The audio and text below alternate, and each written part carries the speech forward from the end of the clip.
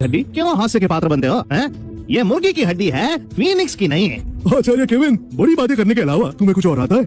ओह हाँ, तुम्हें अपने शिष्य को चूना लगाना आता है। सत्यवचन, केवल बड़ी बातें करते हो और मेरी पुत्री को ठगते हो, इसके अलावा क्या करते हो? आचार्य जी शांत रहिए, फीनिक्स को पकड़ना इतना सरल नहीं, आपको ज्ञान होना चाहिए। उस दिव्य पक्षी को देखने हेतु ही आप में अद्भुत शक्ति होनी चाहिए। ऐसा यदि अभी पराजय स्वीकार लो और हमारे गुरुकुल आ जाओ, वचन देता हूँ कि तुम योद्धा योगिनी स्तर पालोगी। ऐसा सुना तुमने?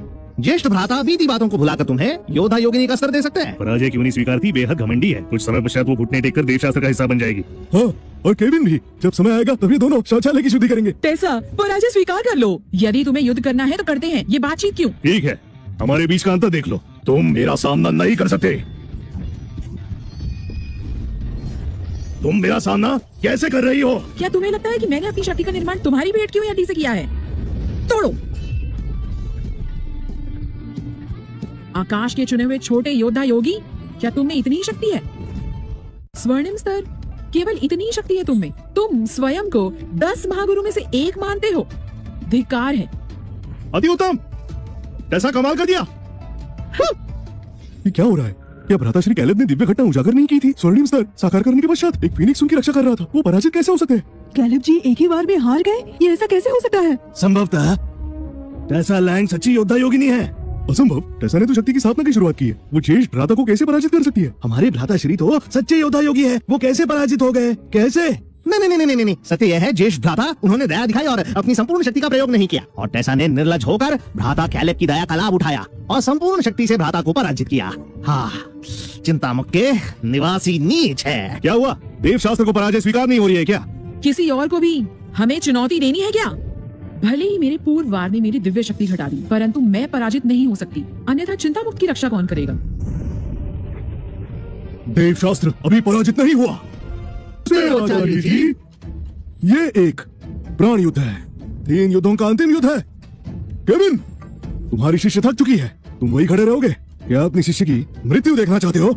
मेरी सारी शक्ति स्वर्णिम स्तर के योद्धा से युद्ध करते हुए समाप्त हो गई, और आचार्य की शक्ति तो उससे भी 2 स्तर ऊपर होती है। तो चाहे मैं अपनी सारी ऊर्जा खर्च भी कर दूं, मैं ऐसे योद्धा को नहीं हरा सकती जो आचार्यों में भी शिखर पर हो। मेरे गुरु बहुत भोले भाले हैं, उन्हें चुनौती के लिए भेजना मतलब उन्हें सीधा मौत के मुंह में धकेलना। इसीलिए मुझे ही युद्ध करना होगा, ये मेरी तरफ से गुरु दक्षिणा होगी।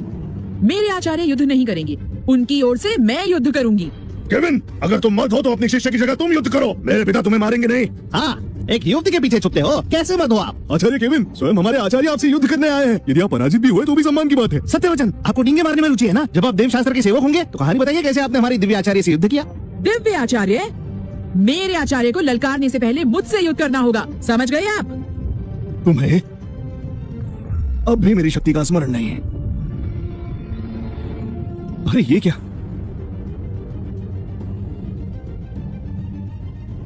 आचार्य सेनापति कृष्ण ने योद्धा योगी के चरम स्तर को साकार कर लिया। इन्होंने तो सारी बाधाएं तोड़ दी है। अद्भुत! एक दिव्य योद्धा योगी बनकर आपने संपूर्ण साम्राज्य में अपना सम्मान और अधिक बढ़ा लिया। अत्यंत शक्तिशाली, अपनी शक्ति से वो चिंतामुक्त को शमशान में बदल देंगे। मेरे पिताश्री की शक्ति के बल पर हम अवश्य विजयी होंगे। केविन, चिंतामुक्त गुरुकुल को नष्ट करना किसी चींटी को कुचलने समान होगा। केविन, तुम स्वयं को एक आचार्य कहते हो, केवल महिला के पीछे छिप सकते हो, युद्ध करने से भयभीत हो। केविन, लगता है तुम्हें मृत्यु से बहुत ज्यादा भय है। सत्यवचन, यदि तुम दुर्बल हो तो आचार्य के पद को त्याग दो। तुम्हारे गुरुकुल में अब बस 2 ही लोग हैं और तुम्हारी शिष्य पराजित हो जाएगी। अब केवल तुम बचे हो। कैसा? अपने व्यर्थ आचार्य को देखो, वो कितना भयभीत है। वो तुम्हें कैसे सुरक्षित रखेगा? हाँ, अपनी माता की बात मान लो। साधना के लिए सबसे आवश्यक है शक्तिशाली आचार्य की शिक्षा, और तुम्हारा आचार्य केवल एक निम्न स्तर का आम योद्धा योगी है। चिंतामुक्त में तुम्हें कोई लाभ नहीं होगा। सुनो, मुझे दुर्बल लोगों पर बल का प्रयोग करना उचित नहीं लगता। तुम कठिन परिश्रम से दिव्य स्तर पर पहुंचे हो, यदि मैंने अनजाने में तुम्हें अपाहिज किया, तुम्हारा परिश्रम व्यर्थ है। अपाहिज करोगे मुझे? केविन, तुम केवल एक आम योद्धा योगी हो। युद्ध करने का साहस है भी या केवल कायरों की तरह हिचकते रहोगे? पुरुष हो ना? केविन, यदि तुमने युद्ध करने से मना किया तो तुम्हें पराजित घोषित किया जाएगा। मुझे देखना है कि क्या तुम में साहस है मेरे गुरुकुल की एक चींटी को भी नष्ट करने का। मेरे गुरुकुल की केवल एक चींटी तुम्हें पाठ पढ़ाएगी। चींटी, जाओ उसका सामना करो। क्या मैं स्वप्न तो नहीं देख रहा? देखा सबने, क्या केविन ने सच में एक चींटी को भेजा युद्ध हेतु? सुना, तुम किसका तिरस्कार कर रहे हो? केविन, तुम तो एक कायर हो जो अपने स्थान पर एक चींटी भेज रहा है। धिक्कार है। केविन, आचार्य होकर तुमने एक चींटी को भेजा। आचार्य केविन, यदि भयभीत हो तो पराजय स्वीकार लो, कम से कम हंसी के पात्र तो नहीं बनोगे। वास्तव में केविन, तुम महान कलंकजनक आचार्य हो हमारे समस्त साम्राज्य के। देखा टेसा, तुम्हारा आचार्य कितना बड़ा कायर है। उसमें युद्ध करने का साहस नहीं, वो एक चींटी को भेज रहा है। आचार्य जी। सुनो शिष्य, अपने आचार्य पर विश्वास रखो। एक चींटी को भेजा? क्या तुम मेरे आचार्य को अपमानित कर रहे हो? केविन, आशा नहीं थी कि तुम अत्यंत कायर होंगे। तुम स्वयं युद्ध का साहस नहीं रखते। ग्रेस, तुम पहले मेरी चींटी को पराजित करो। मुझे भय है कि यदि मैंने युद्ध किया तो तुम अपाहिज स्वर्गवासी न हो जाओ। ठीक है, मैं इसे रौंद दूंगा, फिर देखते हैं तुम क्या करोगे। केविन, देख लिया तुमने, मैं तुम्हें सरलता से इस चींटी के समान रौंद दूंगा। वो देखो, असंभव। अंततः केविन है कौन? केवल एक आम तपस्वी, किंतु वो अपने गुरुकुल में दिव्य इच्छाधारी पशु पालता है। रूप कैसे बदल लिया? कैसे संभव है? सबसे भयंकर बात तो ये है कि इसने आचार्य क्रिस के वार को रोका। इसका मतलब हो सकता है ये एक दिव्य चींटी है। चिंता मुक्त में दिव्य प्राणी कब से निवास करने लगे? इच्छाधारी चींटी, सबक सिखाओ उन्हें। मैं आपकी आज्ञा का पालन करूंगी आचार्य जी। अति उत्तम इच्छाधारी चींटी। मेरे आचार्य एक सच्चे दिव्य योद्धा योगी है और अस्त्र शस्त्र युद्ध में सर्वोत्तम है। ये चींटी भी उनका सामना नहीं कर सकते। सत्य वचन है तो ये केवल एक चींटी है। मेरे आचार्य इसे एक वार में पराजित कर देंगे। केविन, यदि ये चींटी का विजयी होना तुम्हारा अंतिम विकल्प है, तब भी तुम पराजित होंगे। केविन, मैंने तुम्हें कम समझा, परंतु क्या तुम्हें लगता है कि ये चींटी तुम्हारे गुरुकुल की रक्षा कर सकती है? यदि ये शक्तिशाली चींटी मेरी होती तो न केवल मैं इसकी शक्ति छीनता, बल्कि इससे चिंतामुक्त को पराजित करवाता, फिर चिंतामुक्त मेरा होता। तुम जैसे शक्तिशाली दिव्य चींटी को समस्त साम्राज्य का रक्षक होना चाहिए, केवल चिंतामुक्त का नहीं। आपस में युद्ध करने से लाभ नहीं। मेरे गुरुकुल में आओ, मैं तुम्हें सारी सुख सुविधाएं प्रदान करूंगा। नहीं, मैं चिंता मुक्त में निवास करने वाले अन्य दिव्य पशुओं के आगे शून्य समान हूँ। रही बात आपके गुरुकुल की, तो मुझे वहाँ नहीं आना, समझे? ऐसा अपमान, ऐसा दुस्साहस।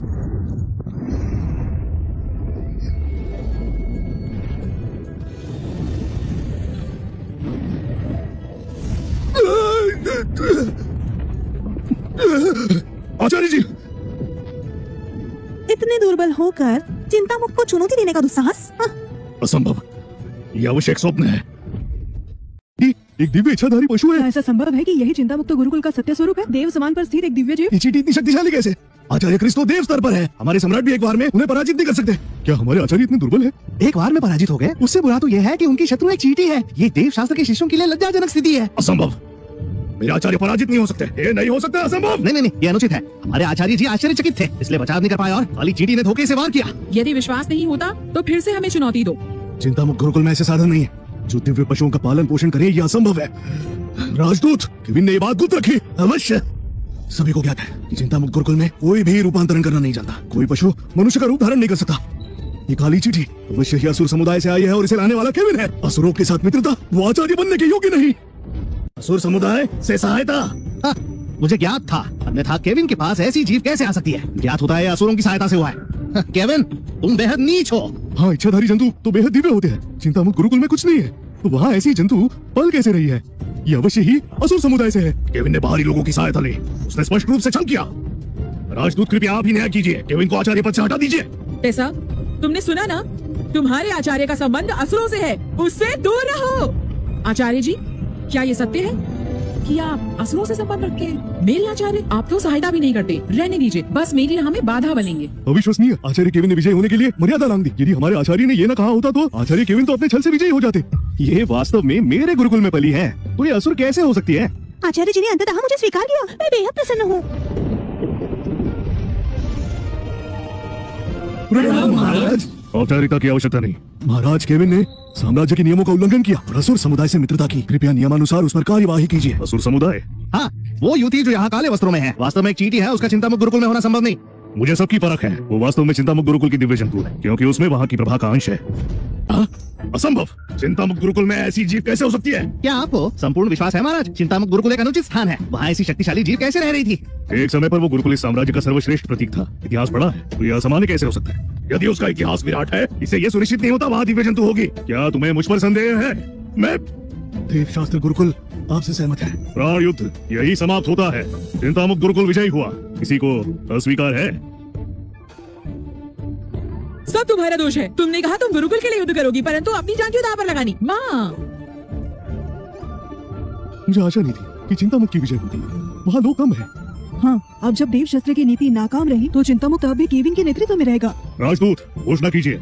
अवश्य। इस प्राण युद्ध में चिंतामुक्त विजयी हुई। अब से देव शास्त्र को चिंतामुक्त का सेवक बनाया जाता है। मेरी प्रिय शिष्य, तुमने कठिन परिश्रम किया। अब अपने आचार्य के साथ गुरुकुल चलो, मैं तुम्हारे लिए भोजन पकाऊंगा। सुनिए आचार्य जी, मेरे लिए कुछ कार्य। अब से तुम गुरुकुल में रहकर वहाँ की रक्षा करोगी। जो आज्ञा। केविन, तुम देखो, मैं अवश्य ही तुम्हारे गुरुकुल को और टेसा को अपना बनाऊंगा।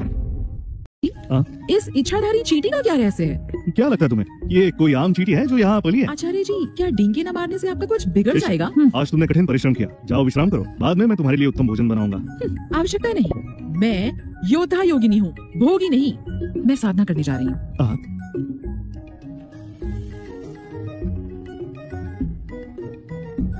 तुम फिर से चींटी बन जाओ। मेरे पास वास्तव में तुम्हारे लिए कोई कुटिया नहीं है। जो आज्ञा। क्षमा कीजिए आचार्य जी, मैं चिंतामुक्त गुरुकुल नहीं ले पाया। तुम्हारा दोष नहीं, यही प्रतीक्षा करो, मैं भीतर जाकर आता हूँ।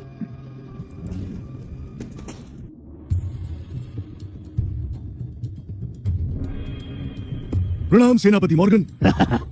तुम वास्तव में बहुत ही सराहनीय हो क्रिस। ये आपका बड़प्पन है। आपने मुझे बुलाया था क्योंकि आज हमने अपनी चाल चली। अवश्य, तुम वर्षों से साम्राज्य में हमारे दूत रहे हो, अब समय आ गया है। हम तैयार रहेंगे। क्या मैं जान सकता हूँ आरंभ कहाँ से करना है? चिंतामुक्त गुरुकुल। चिंतामुक्त गुरुकुल क्यों? सीधे सीधे साम्राज्य और महाराज पर वार क्यों नहीं? मेरी नीति थी कि तुम्हें महाराज बनाया जाए, फिर मैं साम्राज्य को नष्ट करूंगा, परंतु अब नीति बदल गई। दिव्य लोक से कोई आने वाला है, उन्होंने आज्ञा दी कि पहले चिंतामुक्त गुरुकुल से निपटो। दिव्य लोक से? हाँ, असुर समुदाय के केंद्र स्थल से आज्ञा है। वो चाहते हैं कि मैं चिंतामुक्त गुरुकुल में घुसपैठ करने का मार्ग ढूंढूं। मुझे अपने समुदाय से शक्तिशाली लोगों को वहाँ भेजना होगा। कार्य सरल है। हमारी साम्राज्य की सुरक्षा व्यू पांचों गुरुकुल के आध्यात्मिक नदियों से सुरक्षित है। यदि मैं चिंतामुक्त गुरुकुल की नदी को काट दूं तो वहाँ की सुरक्षा व्यू विलुप्त हो जाएगी। तब हम वहाँ सरलता से बाहर से घुसपैठ कर सकते हैं। अति उत्तम। उस समय तुम अपने शिष्यों से कहना कि वो कहीं भी न जाए, ताकि वो हमारी नीति में हस्तक्षेप न करे। समझ गया।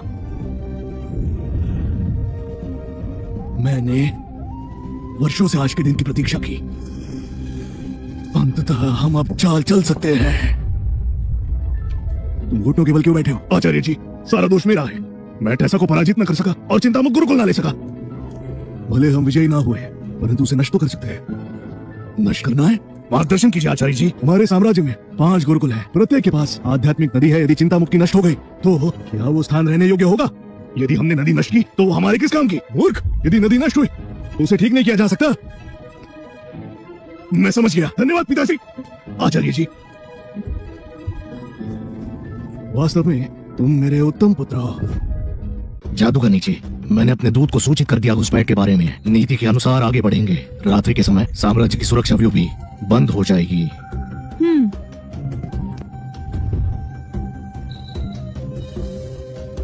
तुम सब सीधे सीधे साम्राज्य में घुसपैठ कर उनका ध्यान भटकाओगे। किसी को भी मेरे होने का आभास नहीं होना चाहिए। जादूगर नीचे, आपकी शक्ति की सहायता से आप सरलता से संपूर्ण साम्राज्य को नष्ट कर सकती है, तो चोरों की तरह घुसपैठ क्यों?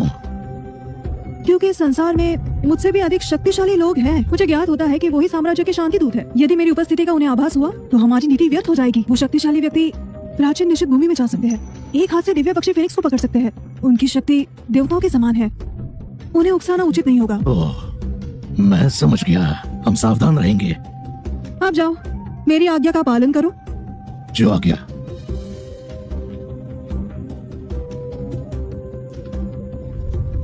राजकुमारी टेसा, आज तुम्हारा अंत निश्चित है।